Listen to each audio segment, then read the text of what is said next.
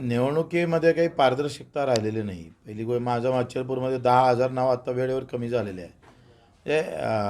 या सगळ्या घोळात हे निवडणुका होणं म्हणजे काही संभ्रम निर्माण करणारी आहे.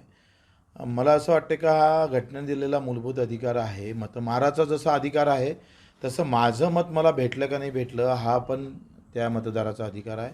आणि निवडणूक आयोग ते मत दाखवू शकत नाही. माझं निवडणूक आयोगाला चॅलेंज आहे का माझं मत मला भेटलं हे दाखवायची तुमच्याजवळ काय तरतूद आहे, काय सिस्टीम आहे तुमच्या या EVM मशीनमध्ये, ते दाखवली पाहिजे. आणि म्हणून आमची मागणी काय आहे, काँग्रेस आघाडीची मागणी जरी बॅलेटची असेल तरी मी EVMच म्हणणार आहे.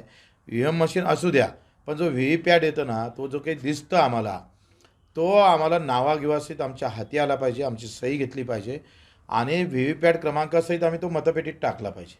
म्हणजे काय होईल, EVM मशीन पण राहील आणि VVPATच्या याच्यावर जर वाटलं तर ते मोजता येईल. म्हणजे बॅलेटची गरज नाही, बॅलेट पेपरची गरज नाही. VVPAT जो हाती येतं, म्हणजे माझं मत कुठं गेलं, काय होतं बॅलेटमध्ये, बॅलेट क्रमांक याचा, नंबर राहायचा, नाव लिहायचं, मतदान क्रमांक राहायचा आणि सही राहायची.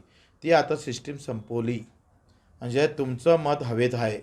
तुमचं मत तुम्हाला भेटलं का नाही भेटलं ही सिस्टीमच कोलॅप्स करून टाकली आणि इथंच BJP जिंकलेली आहे. हे कटकारस्थान आहे. हे एक कटकारस्थान आहे. दुसरं, शहरातल्या निवडणुका पहिले घ्यायच्या, अर्धे अधिक शहरं हिंदू मुस्लिमच्या नावावर निवडून येणार, त्याच्यात पुन्हा BJPचा फायदा होईल आणि त्याचा परिणाम ग्रामीण भागावर होईल आणि तिथून पुन्हा एक विजयाचा वातावरण महाराष्ट्रात निर्माण कसं करता येईल, तर त्याचा एक व्यवस्थित मला वाटतं इथे गेम BJPनं व्यवस्थित केलेला दिसतं.